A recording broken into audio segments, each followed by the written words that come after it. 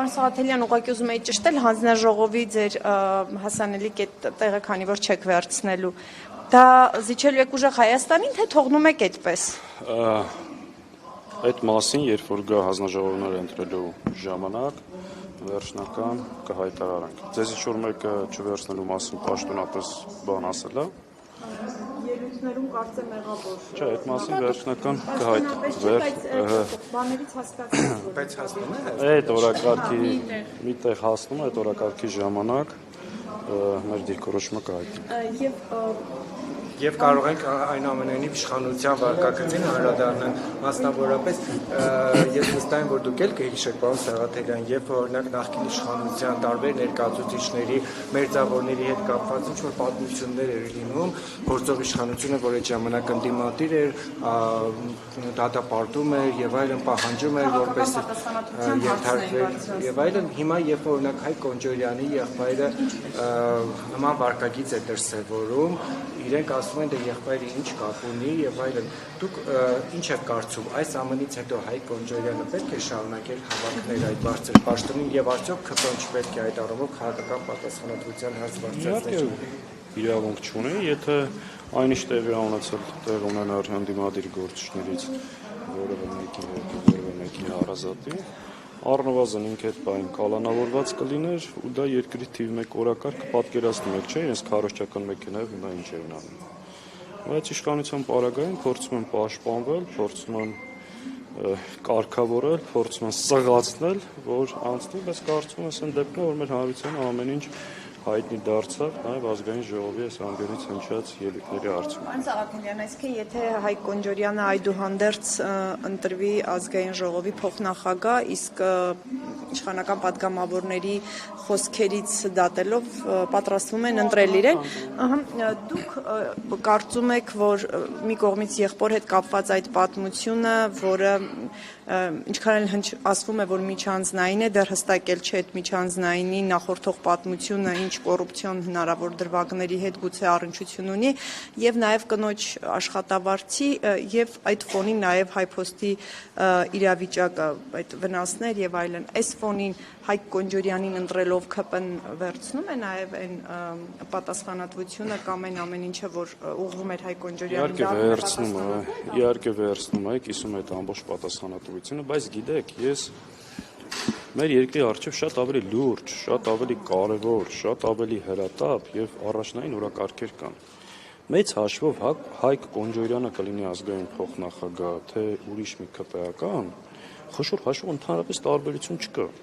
Մեր երկրի առջև կանգնած մարտահրավերները հետեւյալն են. հայ-ադրբեջանական հարաբերություններ, սահմանագծում, սահմանազատում, շատ ուղիղ եւ հստակ հարցադրում եմ արել։ Կարող եք երաշխավորել, որ Հայաստանի Հանրապետության տարածքից նոր զիջումներ չեք անելու, կոնկրետ Տիգրանաշենը չեք հանձնելու։ Մարդիկ չեն ժխտել։ Աշխարհաքաղաքական իրավիճակը, հայ-ռուսական հարաբերությունները, մեր տնտեսությունը, որ կարճ ժամանակ հետո կանգնելու է ծանր ու բարդ խնդիրների առջև։ Սրանք են մեր երկրի կարևոր եւ առաջնային օրակարգերը, բայց ակնհայտ process-ը տեղի ունենում է հիմնական եւ գլխավոր քաղաքական խորքային հարցերից շեղել անձնական ապօրինի գույք, չգիտեմ, քո աղբերը, քո քուրը, քո հերը, քո մերը, չգիտեմ ինչ, բայց շատ ավելի գլոբալ խնդիրներ կան, որոնց վրա պետք է կենտրոնանալ։ Կապված պարոն Սաղաթելյան, Ադրբեջանից հնչել է կրկին հայտարարություն, Հաջիևը խոսել է սահմանադրությունից եւ ասել է, որ ազդակներ են ստանում, որ այդ հանրաքվեն կլինի, այս պայն փաստացի խորհրդարանում նախագծի անցկացման համար անհրաժեշտ ձայները չունի քաղաքացիական պայմանագիրը, բայց այստեղ քիչ առաջ պատգամավորներից մեկը ԿՊ-ի ասում էր, որ գուցե գտնվեն ընդդիմության շարքերում այնպիսի պետականամետ անձինք, ովքեր կքվեարկեն ամեն դեպքում Նազարյանների հավանականությունը չի։ Դրանց հիմա պետական մարդիկ են ասում, հա։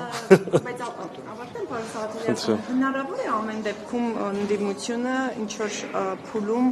միանա այդ օրակարգին, թե բացառվում է կողմ քվեարկելը սահմանադրությանը եւ ընդհանուր առմամբ դուք ինչ եք կարծում այդ երկու երրորդը չունենալով նաեւ ակնարկներ կան, որ դե եթե ժողովուրդը ուզենա ընդունվի այդ սահմանադրությունը, падգամավորները պարտավոր են ժողովրդի կամքին ընդառաջ գնալ։ Սա ինչ կարող է նշանակել։ Նախ բացառում եմ մեր մասով, որ կմիանան ՔՊ-ին այդ նախաձեռնությանը, պարզապես բացառում եմ։ Բայց շատ խորքային հարց եք ասում, տեսեք ինչա տեղի ունենում։ Իրենք սկսում են ժողովրդին լարել մեր դեմ, որպեսզի կարողանան հետո այս սպառնալիքի, շանտաժի, այս քայլերի ներքո բավարարեն Ադրբեջանի պահանջները։ Այո, ես համարում եմ, որ Նիկոլ Փաշինյանը եւ քաղաքացիական պայմանագիրը տվել են մեկնարկը, որ ով չի օգնում մեզ կատարենք Ադրբեջանի պահանջը, դրանք հակապետական ուժեր են։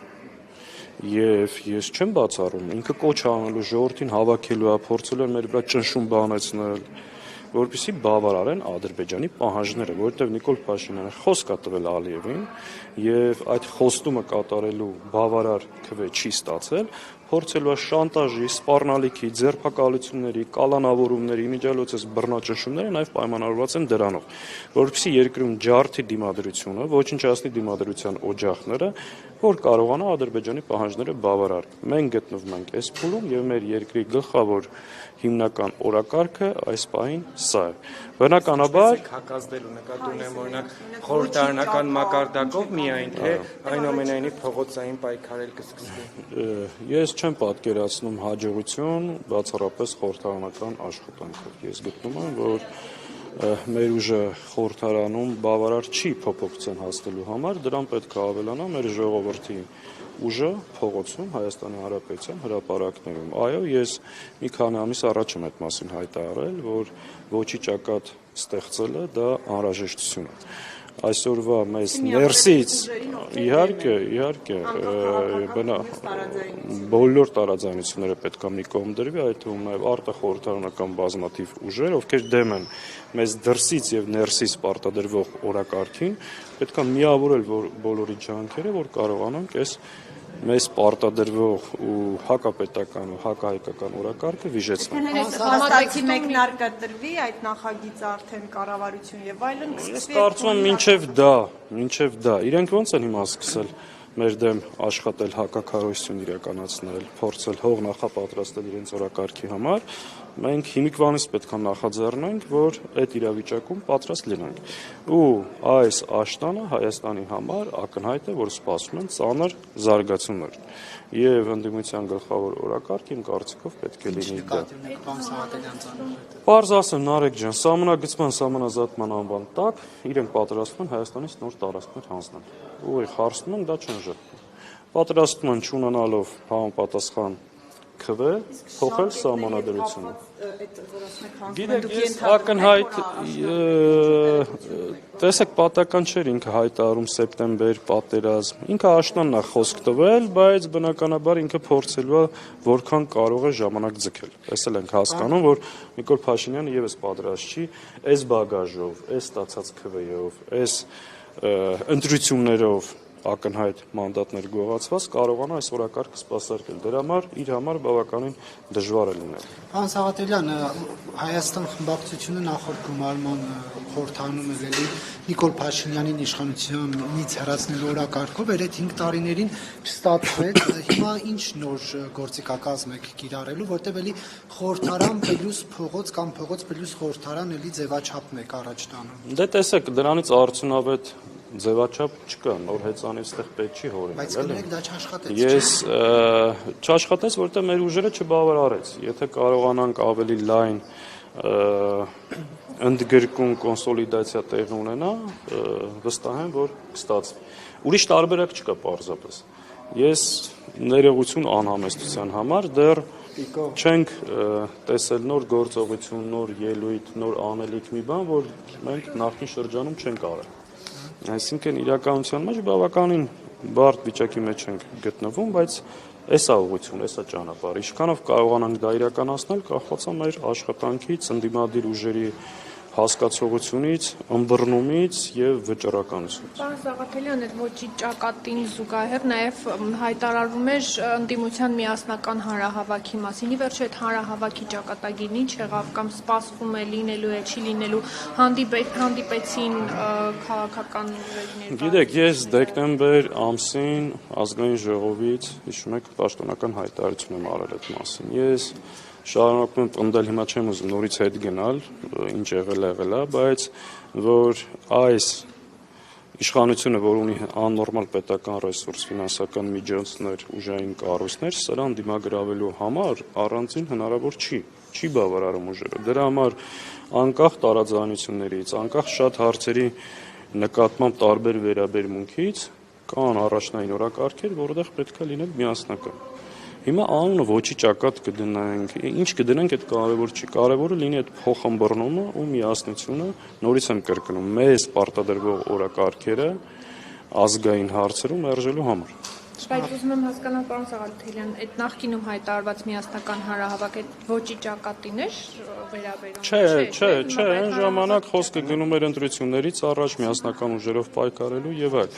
Ոչի ճակատի այդ առաջարկ եղել է մի 7-8 ամիս առաջ։ Հիմա էլ գիտեք, որ ընդդիմության տարբեր միավորների կողմից տարբեր արձագանքներ կան։ Ես կարծում եմ դա տեղի ունենալու է։ Մոտավորապես որ թվականին կկարողանաք Նիկոլ Փաշինյանը հեռացնել։ Որքան շուտ, այնքան լավ։